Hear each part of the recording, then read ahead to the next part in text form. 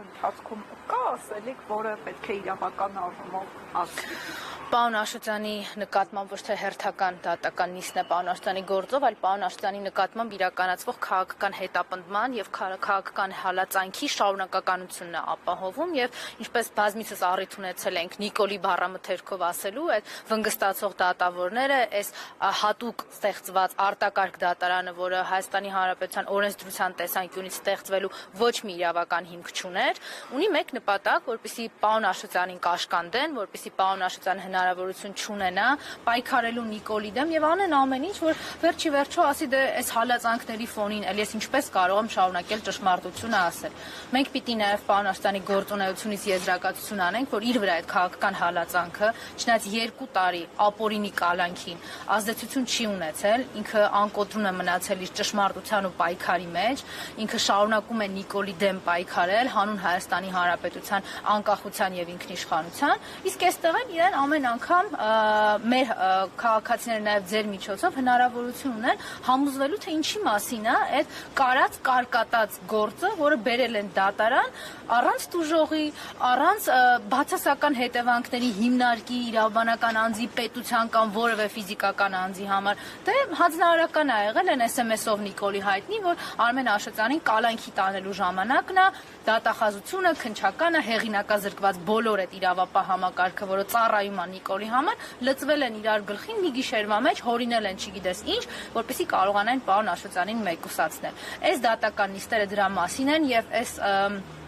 յուրաքանչյուր վկայի հարցաքննություն կլինի, փաստաթղթերի հրապարակում կլինի, ամեն ինչ միայն դրա մասին է խոսում։ Տիկին Մկրտչյան,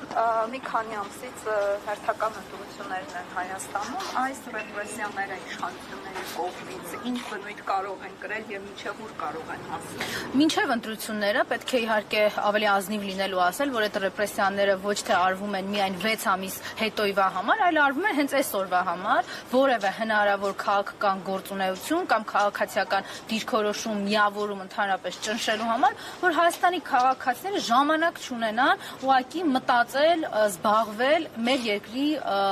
կարևորագույն հարցերի լուծմամբ, դրանց որոշումների կայացմանը մասնակից լինել, որովհետև ամեն մեկի վրա այնքան քրեական գործ ու քաղաքական հալածանք կա, մարդիկ հալածվում են, բանտերում են այսօր կարծիք արտահայտելու համար, YouTube-ում հաղորդում վարելու համար։ Նարեկ Սամսոնյանը, Վազգեն Սաղաթելյանը, մեր վարչապետի թեկնածու Դավիթ Համբարձումյանը քաղաքական գործունեություն ծավալելու համար անհավանական մի հոդվածով եւ ինչ որ անհավանական ժամկետներով դատապարտվել է, որ երբեք նման բան չի եղել, հələ մի հատ էլ դրան վրադիր առանց օրինական ուժի մեջ մտած դատական ակտել կալանավորել են Դավիթ Համբարձումյանին։ Մեր սրբազանները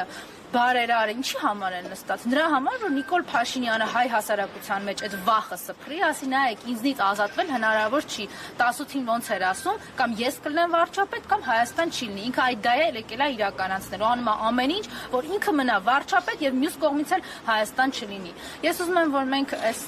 իհարկե բնորոշ չէ տարեվերջան ժամանակահատվածի համար նման կերպ ավարտել, բայց ես կարծում եմ այս ճշմարտությունն է, որ նաեւ բերելու է լուծումների առաջարկմանը, մենք պետք է հասկանանք, թե ինչով ենք ավարտում նաև 2025 թվականը։ Ցավով, կորստով, Նիկոլի հետ, ինչը նշանակում է, որ վտանգված հայրենիքով, վտանգված ինքնիշխանությամբ, վտանգված անկախությամբ, մենք մինչև հիմա չգիտենք 44 օրյա պատերազմում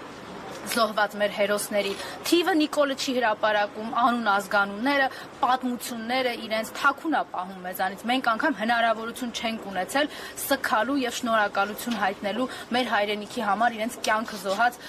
հայրենիքներին, որտեղ Նիկոլ Փաշինյանը այդ հնարավորությունից էլ է մեզ ուզում զրկի։ Մենք չգիտենք Նիկոլ Փաշինյանը ինչքան է հանձնել մեր հայրենիքից։ Ինքը չի հրապարակում ի տարբերություն տարբեր ինչ-որ բանակցային փաստաթղթերի թաքցնում է իր բանակցածը Ալիևի հետ, մինչև ուր է հասել, գրավոր եւ իր ասած բանավոր պայմանավորվածություններով։ Այս դրա մասին է 2025-ը։ Իսկ այս ֆարսը, դատարան, քննչական, չգիտեմ ինչ նրա համար է, որ այս մեր իմ նշած ճշմարտությանը հայ ժողովուրդը չկարողանա ուշադրություն դարձնել։ Տիկին Մկրտչյան, իշխանության ներկայացուցիչները, մասնավորապես Արդարադատության նախարար Սրբ Գրիգորյանը ասում է, ես դպրոցում լավ եմ սովորել, առհասարակ աշխատասեր եմ, դրա համար 200,000 դոլարանոց տունը ինչ է, որ ես չկարողանամ գնել։ Ինչպես է ստացվում, որ իրենք կարողանում են գնել եւ ասում են սա օրինական է, իսկ նախկին իշխանություններին ասում են այ օրինակ 100,000 տուն ունես։ քեզ որտեղից այդ տունը։ Նախ Արփինե Դավոյանի գիտակրթական եւ իրավագիտակցության մակարդակին հավասարեցված Սրբուհի Գալյանը, ես չգիտեմ այդ ինչի մասին է ինքը խոսում, այդ ինչ ձեռքբերումներ է բացառիկ, որ միայն ինքը գիտի այդ իր գիտակրթական ձեռքբերումների մասին, ակնհայտ է մի բան, այն մեխանիզմը, որ իրենք ստեղծել են, իրենց ընդհանրական լափի, պարգևավճարների, ախրանիկների, թանկարժեք մեքենաների, այդ ամեն ինչ իրենք նախատեսում են միայն իրենց համար ու ավելին, դրա համար պատրաստ են եղել ու հիմա էլ պատրաստ են զոհաբերել հայկական ինքնությունն ու արժեքները, ամբողջ պետականությունը, ոնց որ անում են։ Հիմա Սրբուհի Գալյան իր $200,000 տան համար Նիկոլի հետ գնում է հայ առաքելական եկեղեցին պղծելու, հայ առաքելական եկեղեցին բաղդատելու, ինչ որ հիմարություններ են խոսում սրբազանների մասին, մենակ նրա համար, որ այդ տունը կարողանա ինքը ունենալ։ Բայց եկեք չմանրանանք ու ես ընդհանրական իմաստով ուղղակի ասեմ, ես շատ մեծ հույս ունեմ, որ պետության վերականգնումից հետո բոլոր այդ տեսակ մարդիկ կանգնելու են ոչ թե սահմանադրությամբ ամրագրված իրավական կառուցակարգերի առաջ, որովհետև դա է ճշմարտությունը Հայաստանի քաղաքացիների համար եւ այդպես պիտի լինի Հայաստանի քաղաքացիների համար, բայց Նիկոլի խմբակի համար, Նիկոլի բանդայի անդամների համար պիտի լինի այն արդարադատության մակարդակը, որ իրենք այսօր ապահովել են Հայաստանի քաղաքացիների համար, իրենց գրած օրենքներով, իրենց վնգստացող դատավորներով, իրենց կառուցակարգերով, որոնք ընդհանրապես իրավականության եւ օրինականության հետ կապ չեն, այդ ընթացակարգ պիտի անցնեն եւ ամենակարևորը Սրբուհի Գալյանը, որը իրավագիտակցությամբ հավասարեցված է Արփինե Դավոյանին, մեկ անգամ եւս չալարենք ու սա անպայմանորեն նշենք, կգա եւ $200,000 տան համար պատասխանատվություն կստանձնի այն նույն հակաօրինական կառուցակարգերով, որի հեղինակն է ինքը եղել արդարադատության փոխնախարար եղած ժամանակ, հետո էլ գնացել է իմպլեմենտացնելու որպես դատախազի տեղակալ։ Շնորհակալ եմ զրույցի համար։